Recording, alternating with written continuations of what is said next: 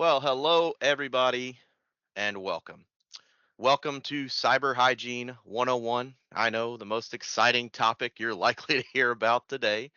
My name's Josh Gossett, and I am a cybersecurity expert in the managed IT space. And so I want to talk to you guys today about a very important and ever evolving topic. You probably don't need me to tell you.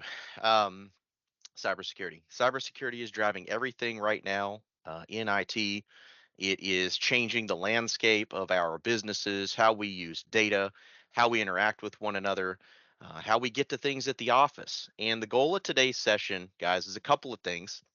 Number one, I want to heighten your awareness. We talk about cybersecurity being one of those things in business nowadays that really is a behavior. It's not an event. And what I mean to say is that it's something we're always going to have to do. It's here to stay as a concept and something that has to be top of mind. And so part of my goal today is I want to give you some actionable stuff, educate you on some of the most common ways that hackers are trying to get to you, to get to your business, to compromise your information, and also to give you some actionable stuff. Guys, this is a topic that's very confusing. A lot of things get lost in translation, things that you Google or see in the news. It's difficult really to know what's real and what should you care about. So hopefully today we're going to spend about the next 40 to 60 or so minutes going through a couple of the core concepts, talking about why this is a thing, why it's here, and why we need to care about it, and of course what we need to be doing about it. So just for expectations, guys, this is a video driven training. I've got a couple of different sort of case studies. We're going to set up some scenarios where bad things have happened, and kind of the lessons learned from that, and we're going to introduce a couple of topics that I think will be meaningful to you. Also, as part of this webinar, pay attention to the landing page of where you arrived here. We got some super cool assets that at the end of this, we want you to kind of download and take and use in your businesses. Very information rich, very educational. So don't forget those to be A, using it, following along, but B, of course, taking home and using in your business. So with that, let me set the stage here. Digital information is a part of our lives. We use it every day, at work and at home, whether it is Facebook, LinkedIn, Salesforce, online banking, email, or various website or mobile applications. But the need to safeguard this information has not only changed, it has made having digital information a liability. In our always connected society, cyber criminals are wreaking havoc, and cyberspace has become the Wild West. Cyber criminals are no longer just teenagers with good computer skills. Cybercrime is a multi-billion-dollar business, and organized crime rings worldwide have joined the action. These criminals are sophisticated and spend every day thinking about how they can steal and profit off of making you or your company a victim.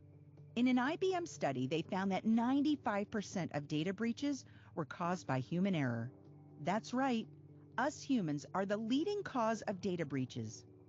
Whether it is losing a smartphone or laptop or falling victim to a phishing scam, it is very easy to be a victim of a data breach.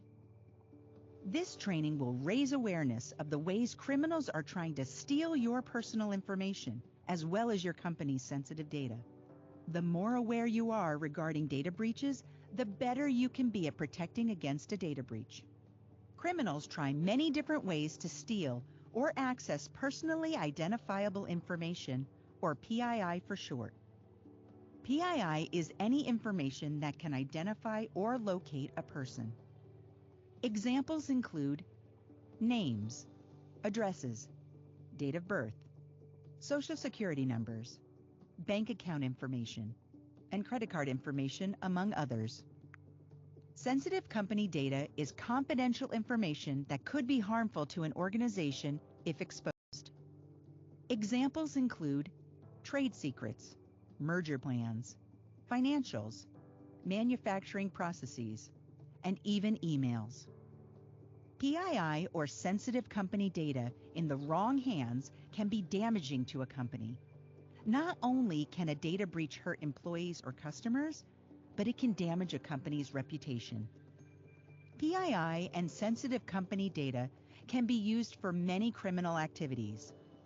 These activities include identity theft, tax scams, opening fraudulent credit cards, accessing bank accounts, and transferring or stealing money. Sensitive company information can be used for blackmail, spying on competition, stock manipulation, or stealing trade secrets.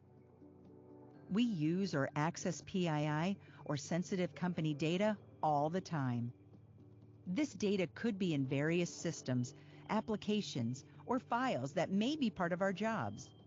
These include customer relationship management (CRM) systems, such as Salesforce. CRM systems contain a wealth of customer information. HR systems have PII for all employees and contractors. Payroll systems contain W-2 tax information for employees. Email could have PII and sensitive company data. There could be secrets or damaging information contained in these emails. A company's website may collect PII, including names, addresses, and even credit card information.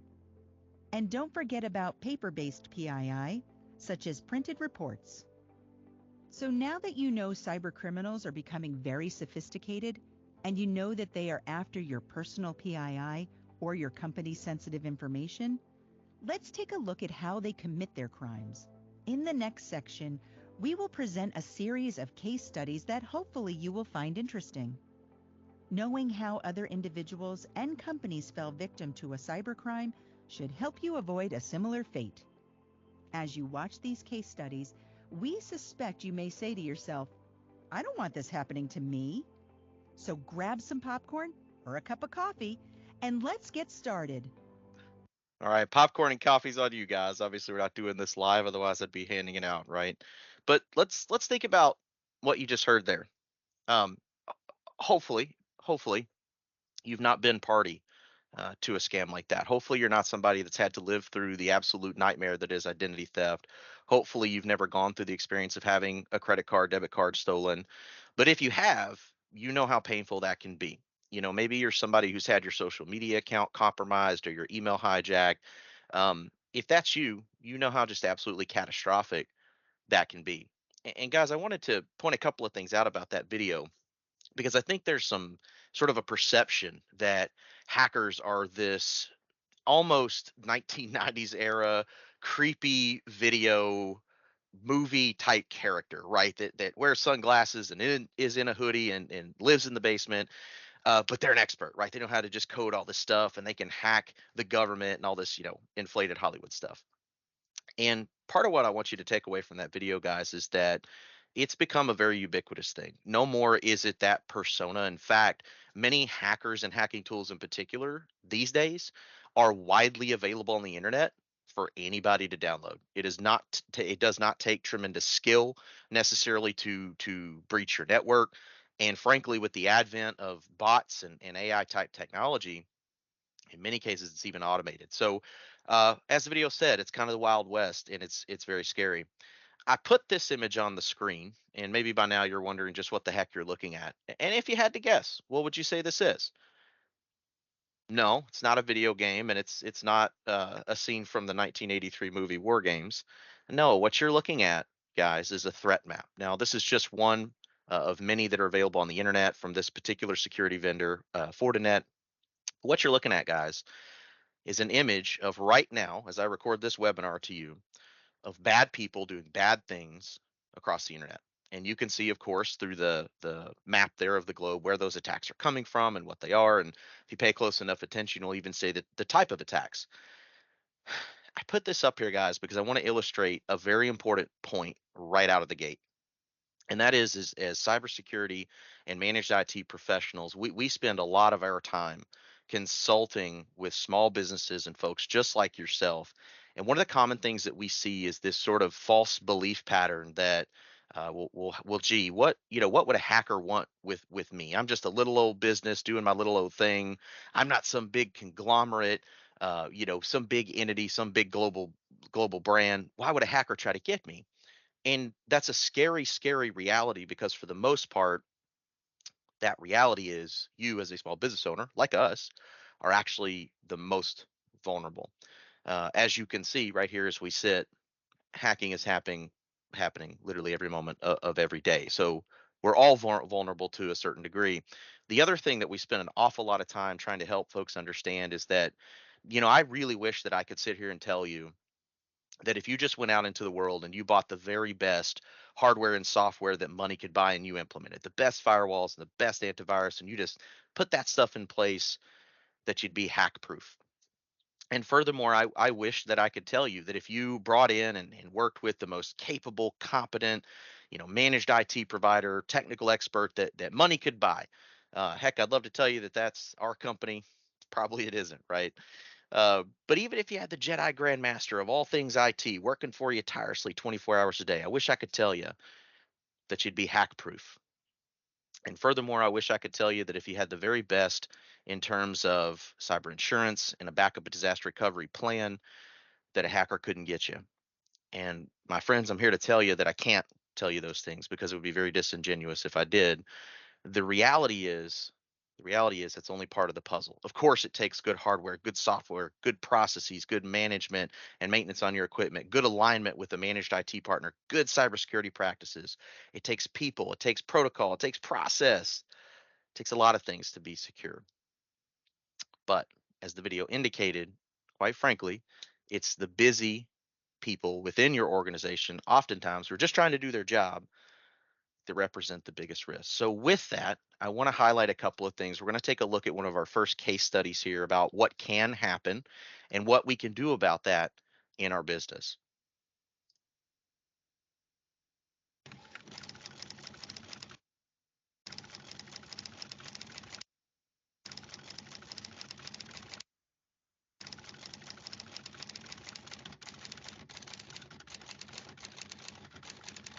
Betty was doing her job, making sure that all the various financial aspects of Benny's manufacturing ran smoothly.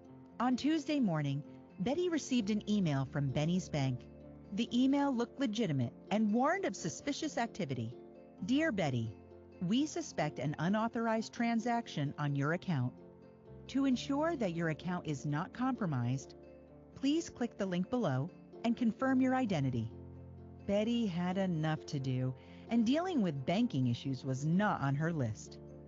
She quickly wanted to resolve this issue and get back to her never-ending list of tasks. Betty clicked on the link and was presented with her bank's login screen. Betty has logged into this page more times than she would like to admit. She quickly entered the Benny's username and password and clicked Sign In. But instead of logging in, she received a message that the page was not found. Betty was very frustrated. She didn't have time for this and told herself that she would try again in an hour. Unknown to Betty, she had fallen for a fake phishing email. The site she logged into was fake as well. Now the cyber criminals had Benny's banking credentials. The cyber criminals quickly went to work. They logged into the real banking website with the newly attained credentials and requested a transfer of $100,000 and another transfer of $75,000. As Betty continued her tasks, she got a strange feeling as though something wasn't right. Betty tried to log into the banking website again, but this time she went directly to the bank's website. When she did log in, to her horror, she saw the two wire transfer requests. Betty quickly called her bank and explained what happened. The bank was able to stop the second wire transfer, but the first went from Benny's bank to a bank in Texas and then to a bank in East Europe. The $100,000 was never to be seen again. Benny's manufacturing lost $100,000, and Betty, unfortunately, lost her job as a result of the incident.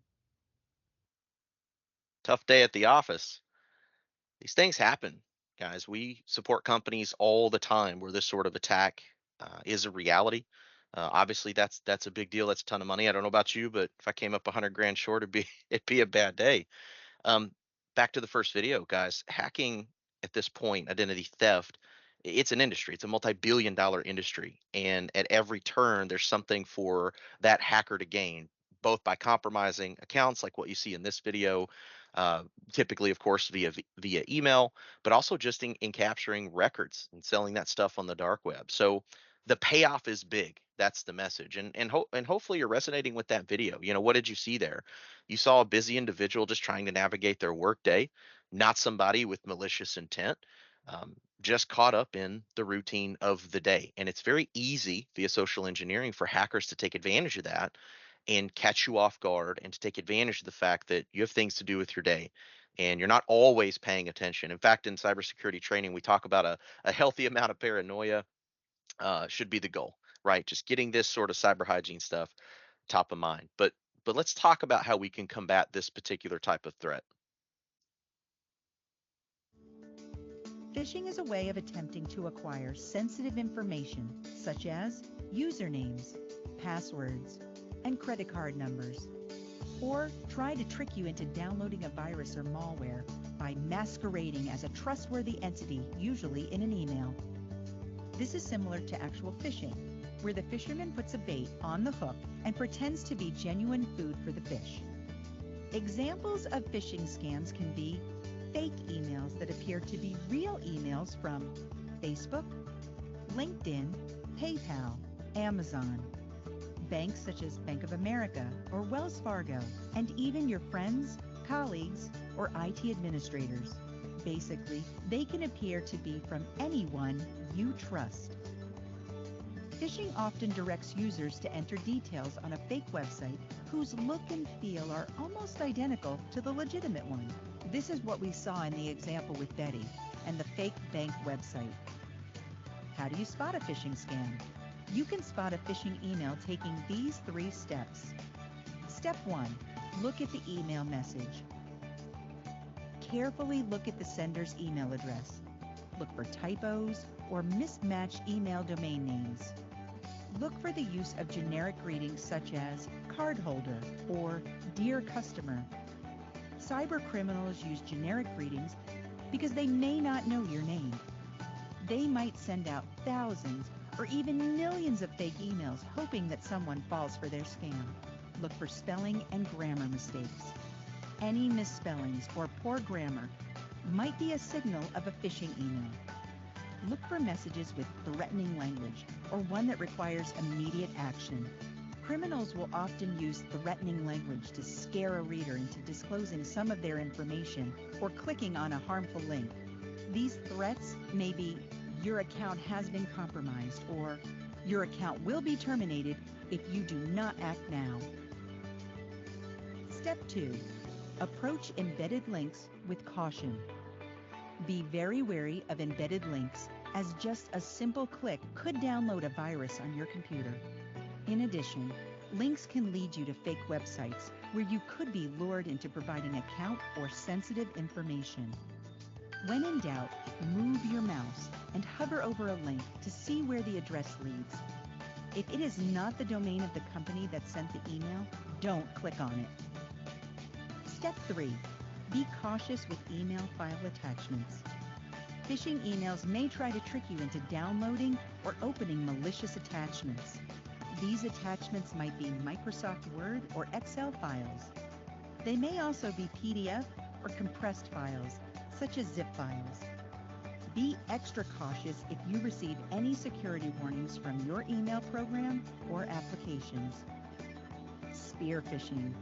Probably the most dangerous example of phishing is spear phishing.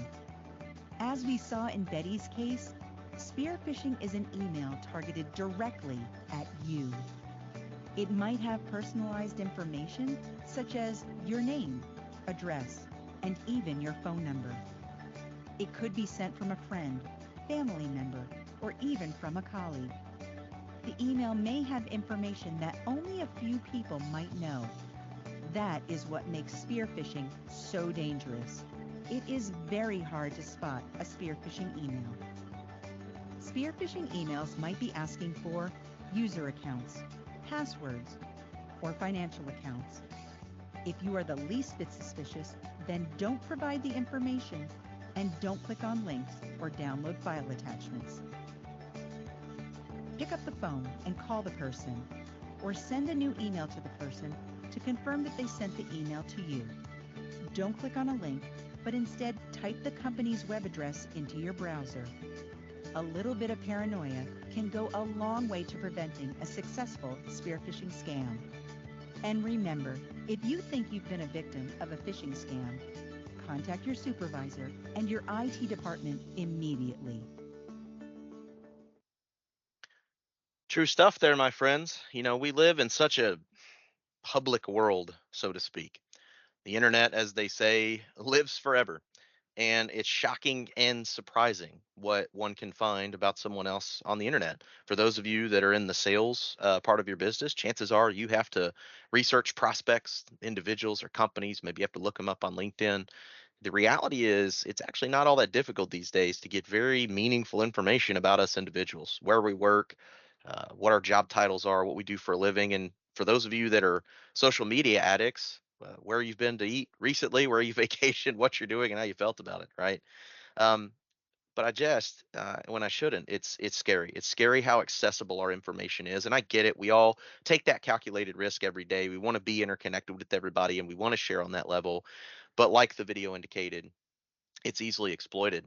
So, some facts to think about: 90% of all cyber attacks begin with a phishing attack of some sort. And that's important, I think, because obviously there's lots of different ways hackers get you. There's lots of methods and different things that they use. We're going to talk about some of those, but this is a big one. And I know you've probably heard phishing before. Maybe you knew what it is. Heck, maybe you've been the victim of this. I know around the holiday times, a lot of times we'll see an example in the video, of course, was say Amazon. If you're Christmas shopping, you're expecting presents to come in or whatever the case may be.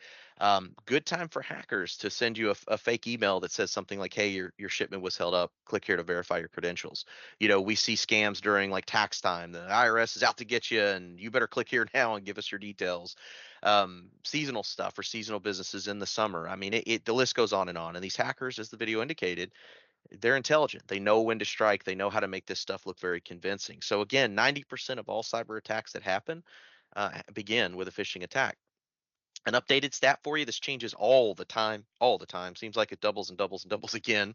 But in 2023, right now, according to IBM, I believe the average cost of a breach is $4.35 million. Now, that's a rolling average. Obviously, there are big companies with big breaches, little companies with little breaches, but the facts are, again, big money. The scary one for you, I think, and us and we, is that in the stats say in 2023, 60% of small companies, SMB companies, people typically in our space and the clients that you guys are working with, go out of business within 6 months after a breach. The costs run deep and wide, and not just hard costs. There's the cost oftentimes of like a crypto type scam where you are ransomed and have to pay in Bitcoin. There's the hard cost of hiring a company to help bail you out, the cleanup process. But there's also implications to this, guys. When you're hacked and you end up in the news and your competitors get a hold of that, it can affect your reputation, your clients' goodwill and confidence can go right out the door. So it's a very, very scary situation when you actually have to deal with that. And in fact, I did a little bit of research to share with you today just to really kind of illustrate the point.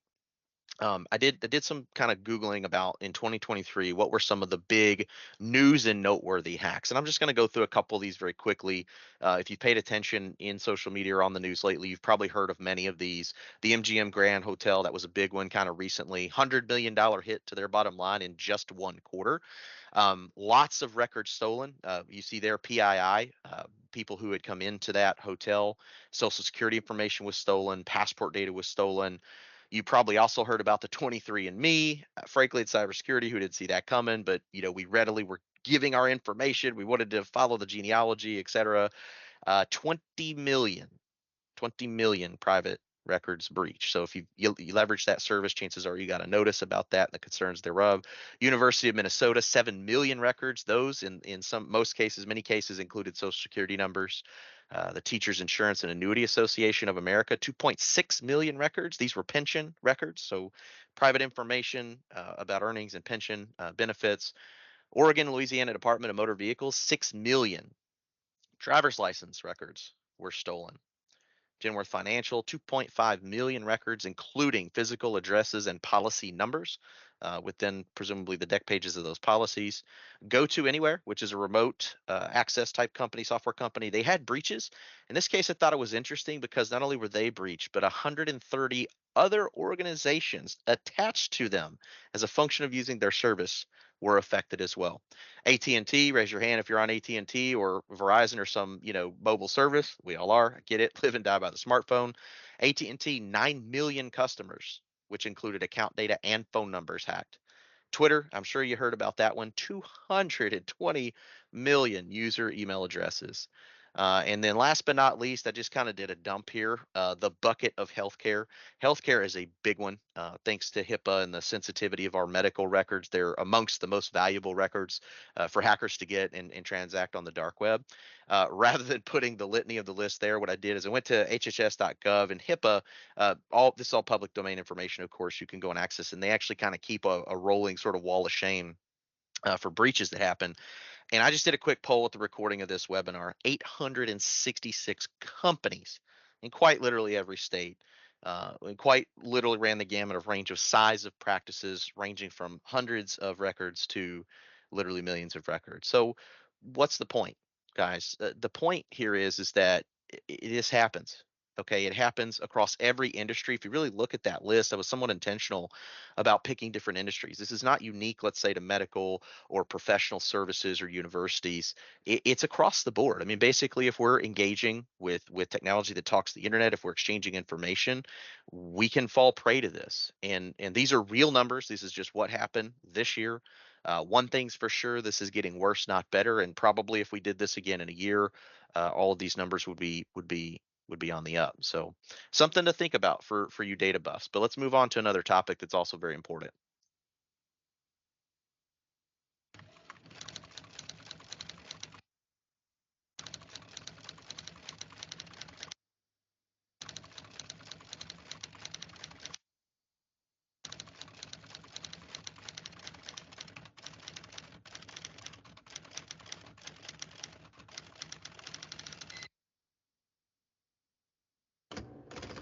Adam Jones was a financial analyst working for Dynamic Insurance Group.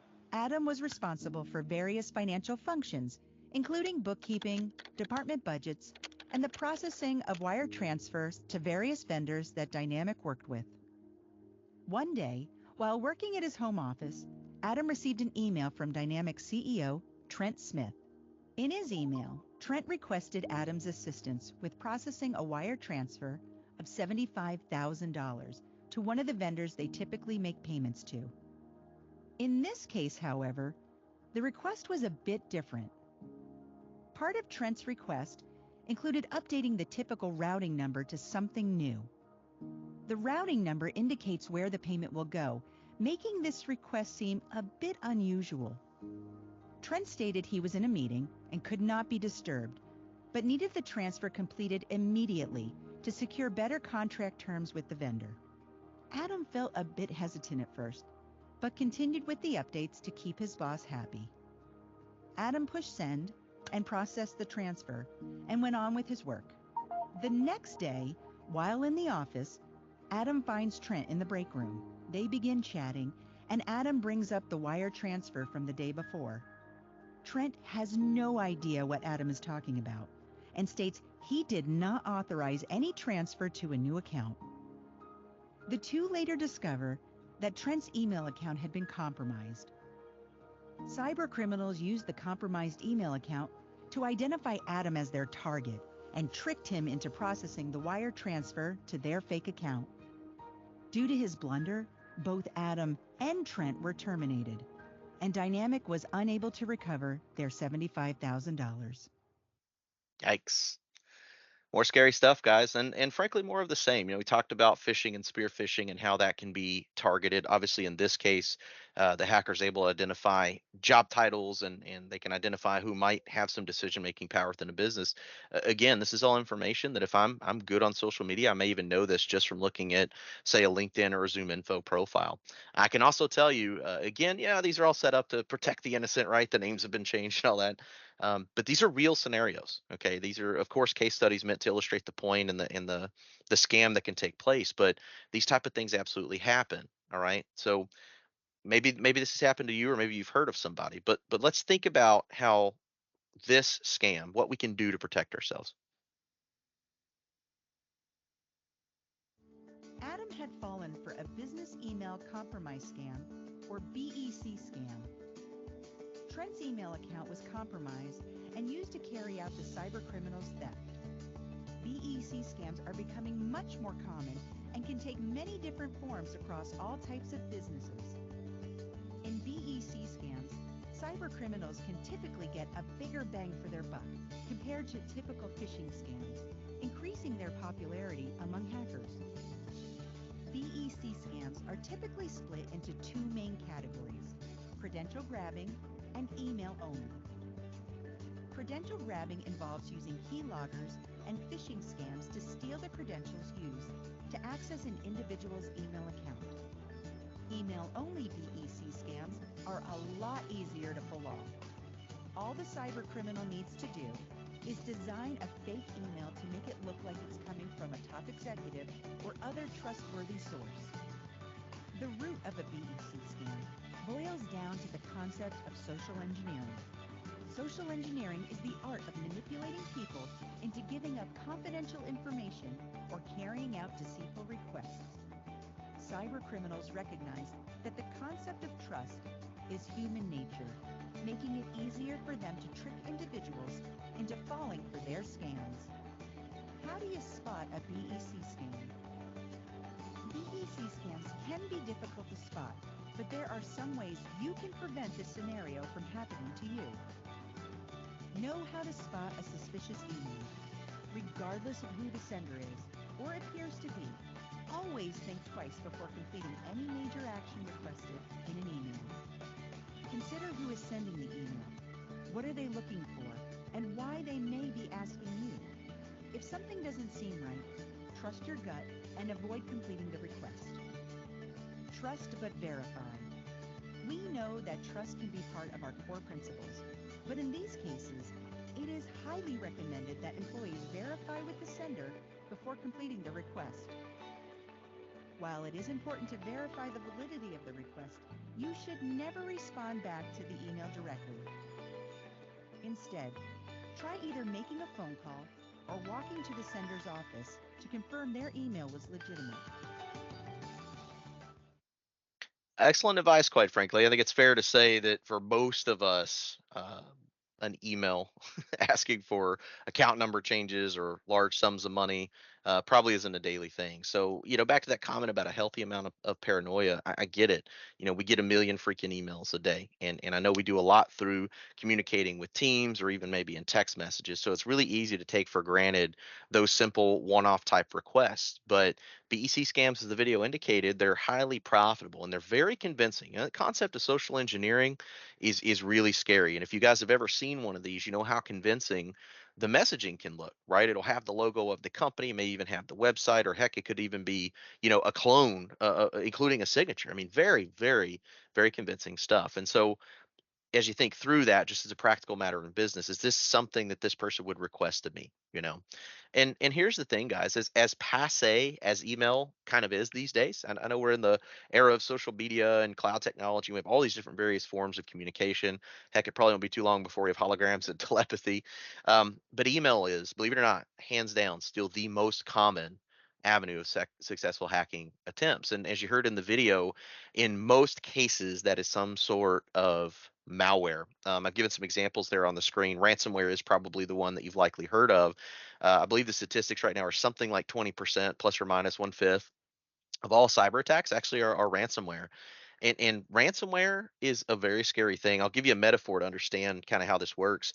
I want you to think for a second about the phone that's on your desk or in your pocket and all of the information that's in it. Think about all of your logins and emails, things you have saved with, your Face ID.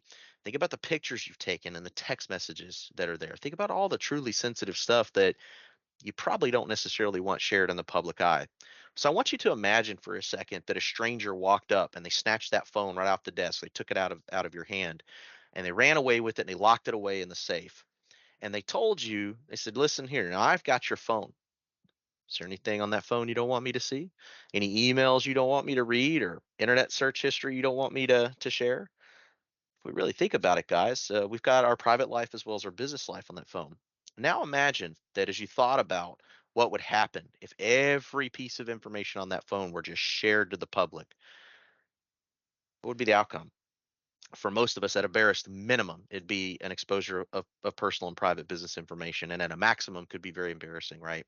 But I want you to imagine for a second that hacker waved a key at you, and they said, "I tell you what, for $10,000 cash money right here and now, I'll sell you this key. I'll give you this key. I'll walk away, and you can go unlock that safe, and you can have your phone back." How many of you would be willing to pay that money? How many of you would be willing to give essentially, effectively, a criminal a large sum of money to protect your private personal information from getting out for all the world to see? Scary prospect, right?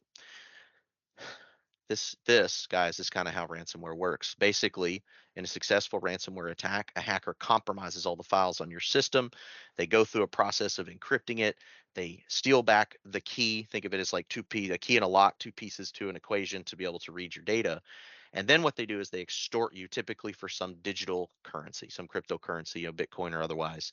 And in many cases, people make the choice to pay that ransom. I can tell you that ransomware resiliency is difficult, but becoming more and more necessary. Hackers get away with it all the time, and if you really think about all the files, financial information, payroll records, information about your staff, your client Rolodex, maybe intellectual property, some of the things you've heard in this video training, how much of that's on your network right now that's not under safe lock and key? How much of that would you miss if it were gone tomorrow? And what would be the impact if you were the next company in the Sunday paper having to declare that your network was breached? It's a scary prospect, guys. So email security, very important. Again, I know email is kind of passe. It's been around, I don't know, a long time, and it's not something we think a lot about. I know a big portion of the email that we even get these days is spam and junk. And if you're like me, you spend a lot of time just batch deleting and blindly clicking. But it's important to know that you need to have a strategy for email continuity, having email encryption, especially if you're exchanging private or client information over email, having a way to archive that for retrieval, for offline retrieval, and of course email backup. That's a common misconception, by the way. People oftentimes don't understand, where's my email? Does it live here physically on my computer or out somewhere in the cloud? It's a common misconception that your email is always backed up or duplicated somewhere for recovery. In many cases, we find that it's not. And frankly, where it is stored oftentimes can be compromised by a hacker, and that's the nature of the data loss. So email is important, guys. Be thinking about that. Ask yourself what strategy you have in place to protect someone infiltrating your network. And if you don't have something, of course, that's something we can help you with. So, I have another concept here to kind of talk about. Let's watch another case study. Yeah.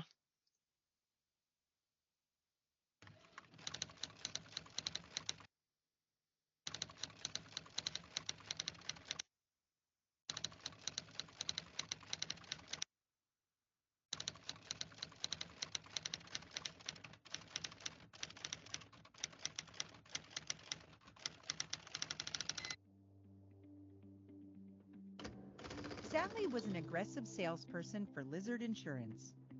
She won Salesperson of the Year last year, leading the company in sales 4 out of the last 6 months. Sally used all methods to shake the tree for leads. She asked clients for referrals, attended conferences, and utilized social media to help land potential clients. Sally had a lot going on and recorded everything she did in Salesforce, which was the Lizard cloud based customer relationship management CRM system.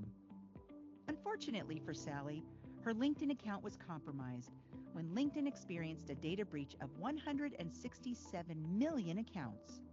LinkedIn emailed Sally and told her about the breach. They also reset her password and required her to change it on her next login. Sally was unfazed by the notification. She had received breach notification letters from her health insurance company and credit card company before. There are so many data breaches these days that it is part of life. What Sally didn't realize at the time was that while she reset her LinkedIn password, She had used the same email address and password for many other websites. It was easier to use the same credentials than having to remember a different password for each website. One day, Sally tried to log into Salesforce, but the site would not take her email and password.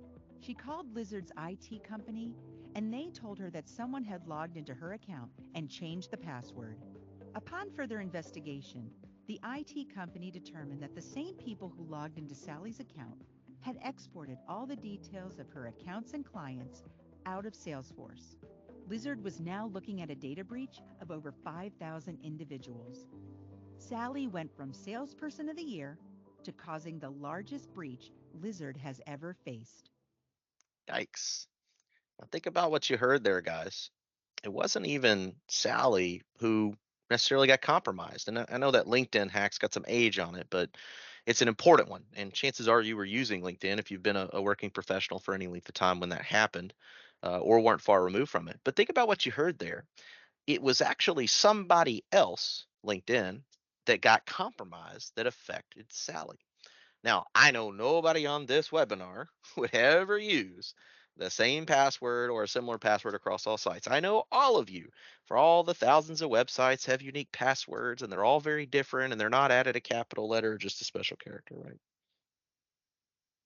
It's human nature.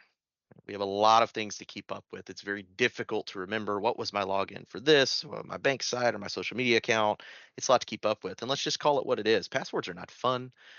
They're a nuisance. I know if you're like me, sometimes you just have those days where like, I log into this every day, and yet somehow today I've forgotten my password. It happens, and it's a necessary evil of the digital life to be sure. But let's explore what we can do about it. Reusing passwords across various systems and websites that may be storing PII and sensitive data is a major risk that everyone needs to be aware of. Once a cyber criminal identifies one of your passwords, they can easily find multiple places and ways to use it. Reusing passwords across multiple systems and sites may also be a violation of your company's policies and procedures, potentially putting your job at risk. When creating a password for a system or website, always use unique and complex passwords every time. Some of the most commonly used passwords are obvious, and it's surprising to think people would use these. Some of the most common are 123456, password, ABC123, football. None of these would be hard to guess. Let's look at some tips on how to create a complex password. Password should be a minimum of 8 characters. Use a mix of upper and lowercase letters, and include a special character, such as ampersand, @, exclamation point, asterisk. Be creative with your passwords. The longer you make them, the harder they will be to guess. Hackers will typically use what is called a brute force attack, which quickly guesses different password combinations to try to break into an account. These attacks can run hundreds of thousands of password combinations until they find the right one. By creating complex passwords, you can prevent a hacker from effectively using these attacks to guess your credentials. We know the importance of creating and maintaining secure passwords.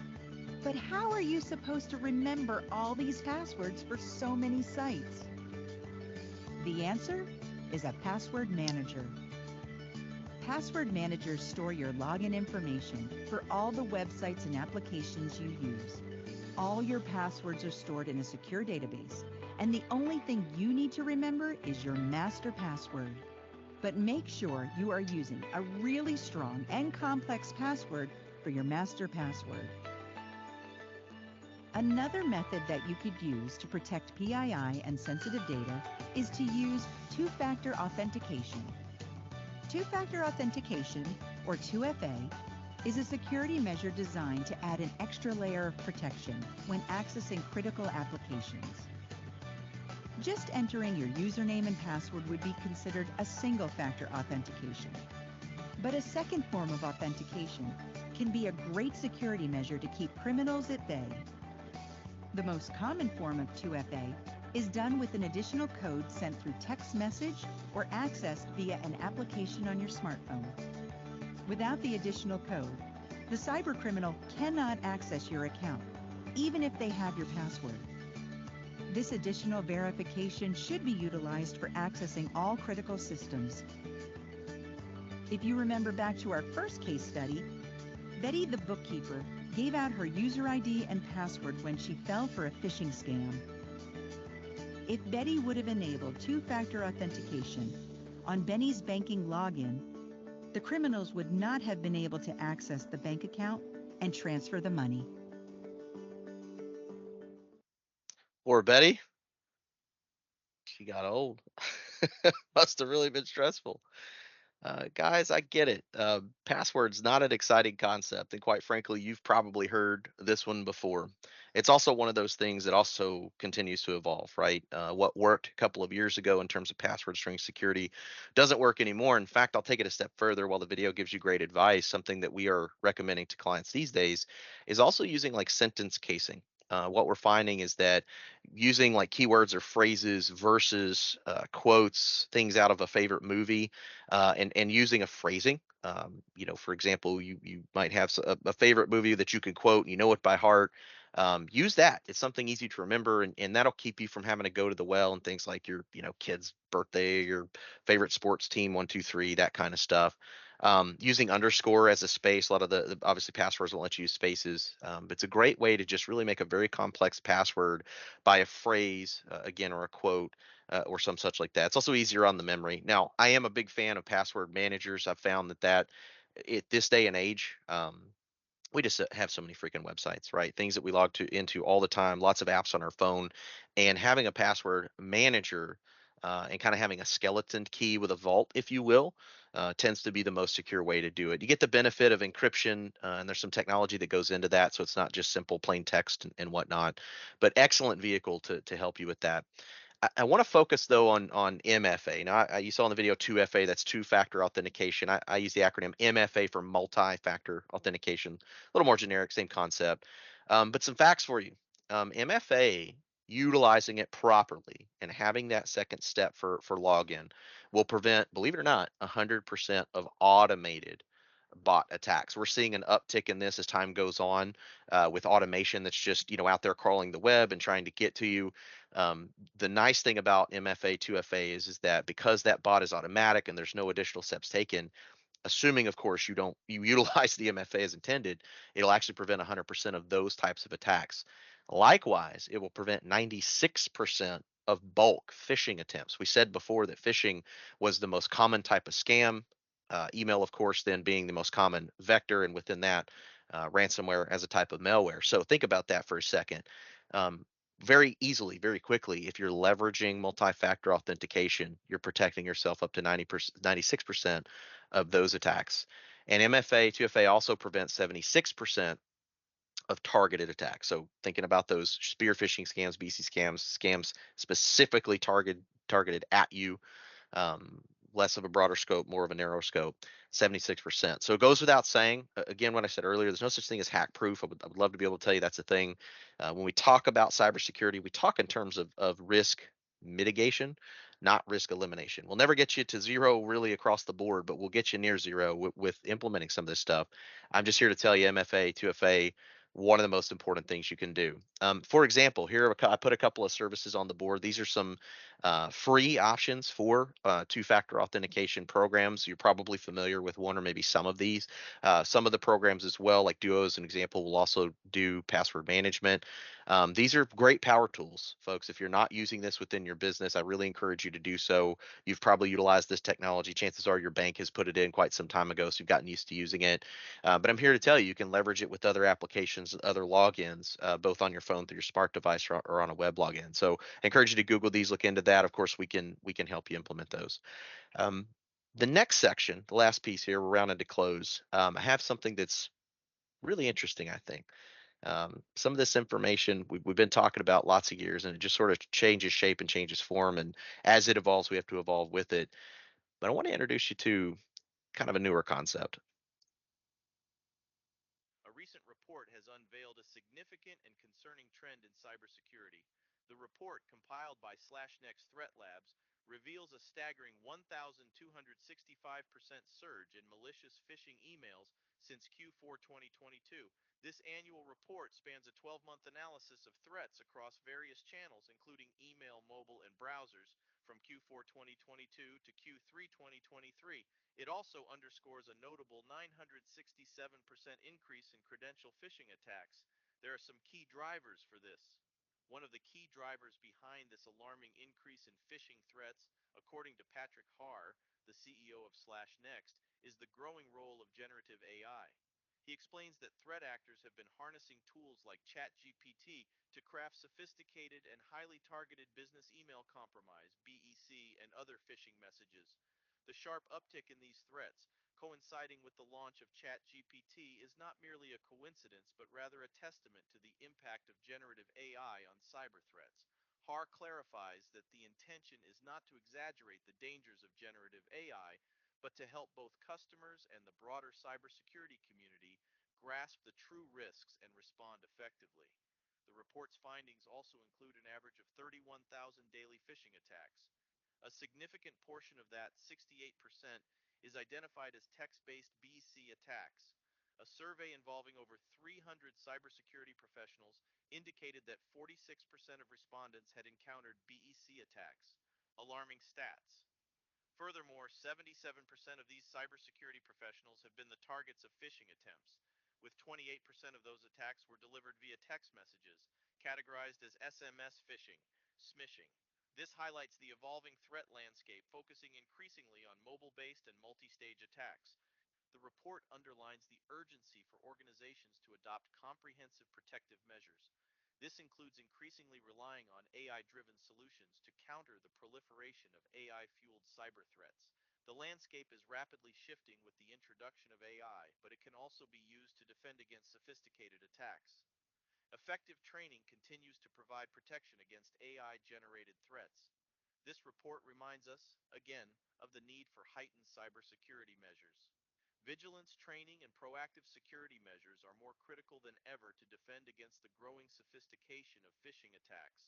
The rise of voice artificial intelligence, AI, has captured our attention and transformed the way we interact with devices. Voice assistants like Siri, Alexa, and Google Assistant have become ubiquitous, seamlessly integrating into our daily lives. However, as this technology advances, new concerns arise for the potential of voice AI to become a gateway for cybercrime. The promise and potential of voice AI technology has made significant strides in recent years, offering a range of benefits and conveniences. From hands-free control of devices and appliances to voice-activated commands for scheduling appointments, the potential to enhance productivity and simplify tasks is undeniable. Businesses in particular have embraced this technology, using voice assistants to streamline operations, improve customer service, and perhaps gain a competitive edge. The dark side of voice AI. Unfortunately, with every advancement, there will be individuals who seek to exploit it for malicious purposes. Voice AI, with its ability to understand, respond to, and mimic human speech, presents new opportunities for cybercriminals. Some of the potential risks to be aware of: voice phishing, vishing. Vishing occurs when cybercriminals use voice AI technology to impersonate trusted entities and deceive individuals into divulging sensitive information such as passwords, credit card details, or social security numbers.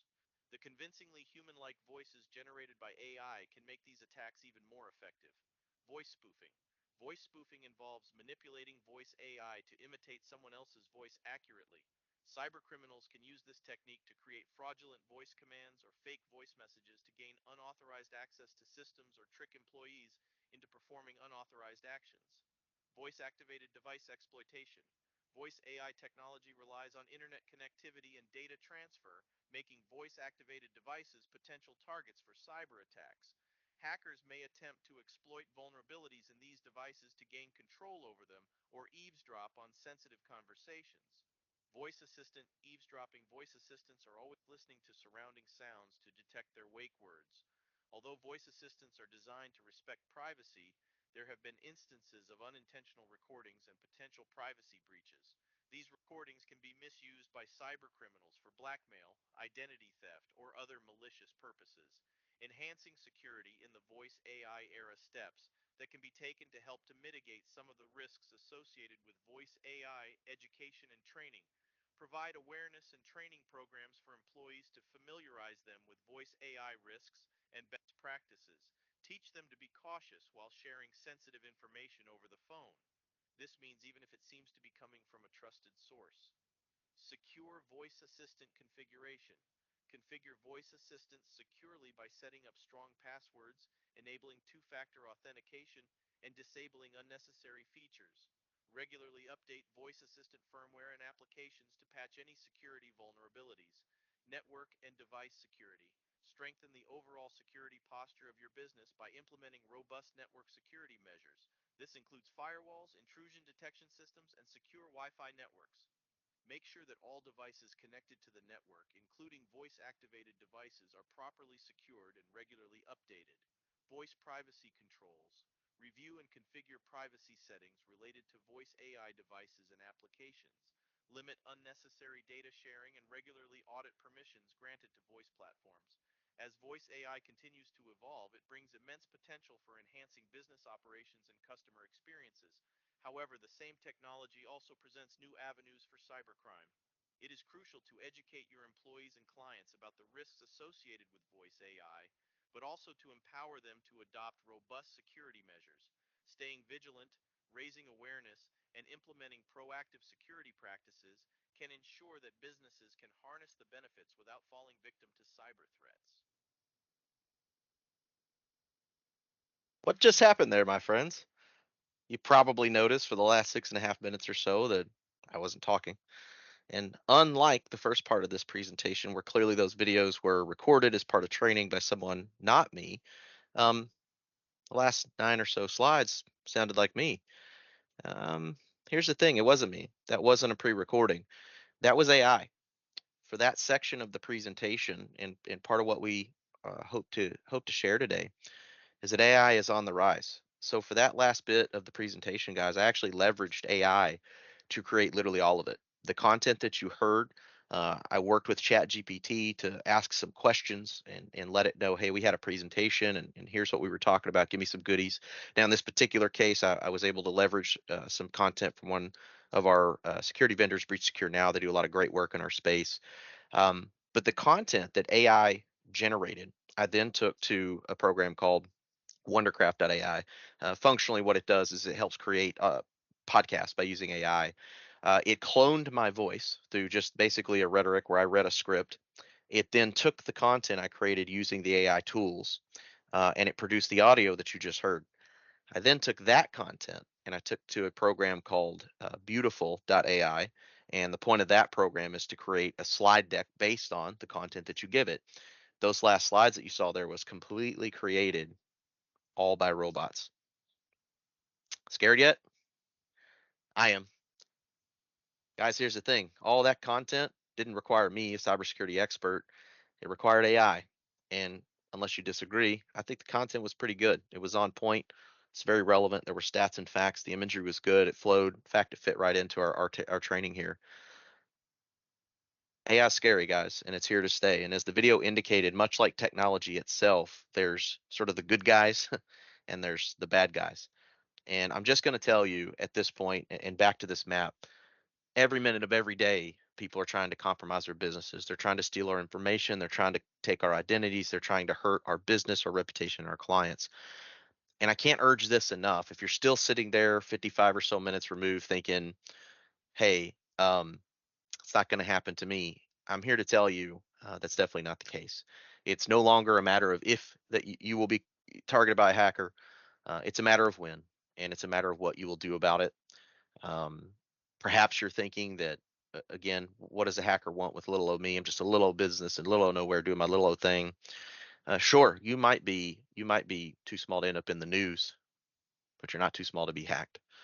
So what's your next move? Um, Guys, I really want to encourage you. First of all, I hope that you got some value today. I hope that you ask yourself some questions about what's in place in my business. What do I need to do to protect myself? If you have some of those things in place, I applaud you. And if you don't, or if you have questions, first of all, please take advantage of the resources on this landing page. We've given you some great breadcrumbs to follow, some great actionable stuff. Please feel free to download that. And furthermore, please feel free to reach out to me and to my team. We'd be more than happy to engage with you and take you through what we call a cyber readiness check. Sometimes a little bit of information is all that you need to see where you stand in terms of the hacker war. So, with that, my friends, I hope this hour has been valuable to you. Thank you so much for your time and your attention. I know that that's very valuable. Um, Good luck out there. It's a jungle.